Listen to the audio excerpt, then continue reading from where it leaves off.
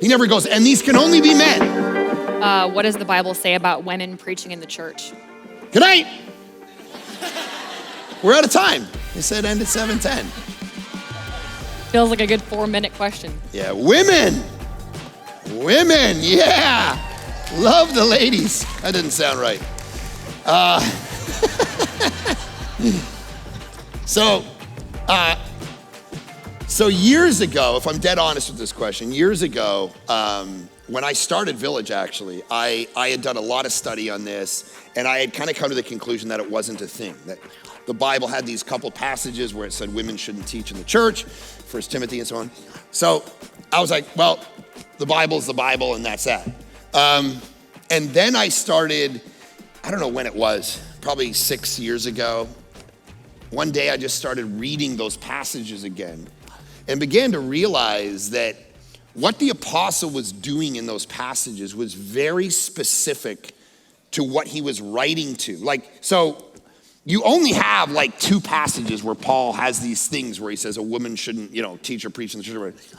But then you have like this large swath of stuff, like Ephesians chapter 4. He goes, people should be apostles, prophets, evangelists, shepherds, and teachers, but he never ties a gender to that. He just says, these are the gifts of the church. Apostle, prophet, evangelist, shepherd, teacher. He never goes, and these can only be men.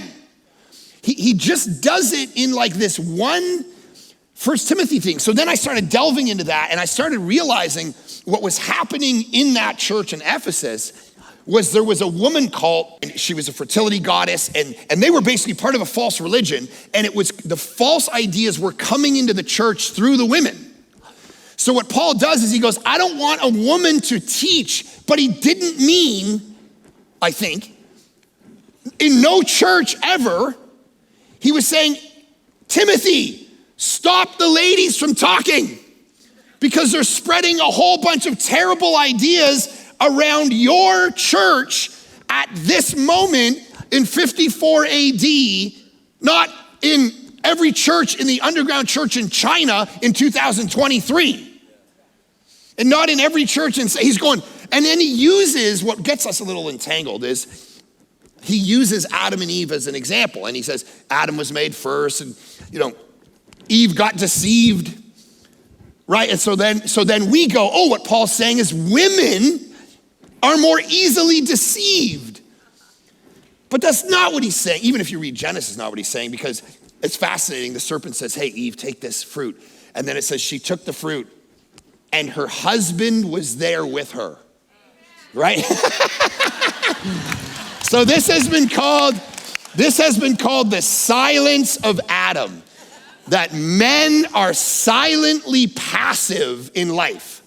And we will allow people to do things and we'll watch them do it and we won't call them out on it. Anyways, so he uses Adam and Eve, but the point is, so people go, see, he's not just talking about Ephesus, but I do think he is.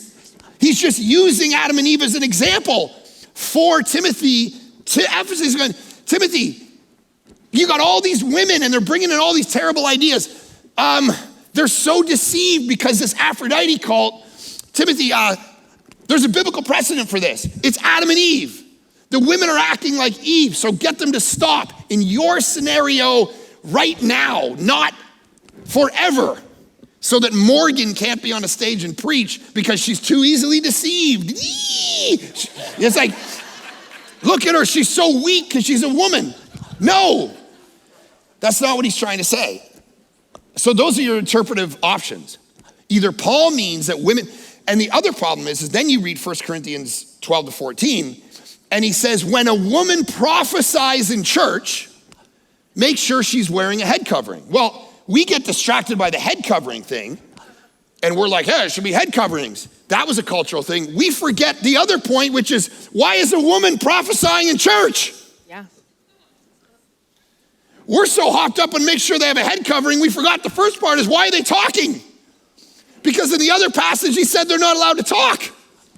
So clearly he's not saying this is for all, at least in my opinion, he's not saying this is for all time, every church. He's constantly citing women that helped him plant his churches, fund his churches, pastor his churches.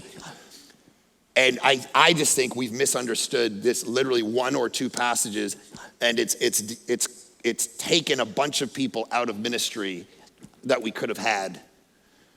And now I don't think this is like an essential Christian doctrine thing where you're not a Christian if you believe differently, right? This is one of those like in-house, okay, you believe that, I believe this. You believe the end times are right now. I don't believe that, whatever. We have the debate, we sit at Thanksgiving dinner, we have the discussion, and we go on with our life. This isn't like a Jesus is God issue. Right. But I think it's a very important missiological issue for the future, that we would recognize that women have a very core role in the apostle, prophet, evangelist, shepherd, teacher paradigm that Paul lays out in Ephesians 4. And we out-Bible the Bible when we don't let them preach. That's great. That's where I'm. Really. And I actually got up in front of our church in Vancouver and taught that, and it was all based on, hey guys, I know I've been telling you this other thing for 5 years, but I've been wrong. Wow. And that was actually super helpful for my church, because they found out that I was wrong one time about one thing.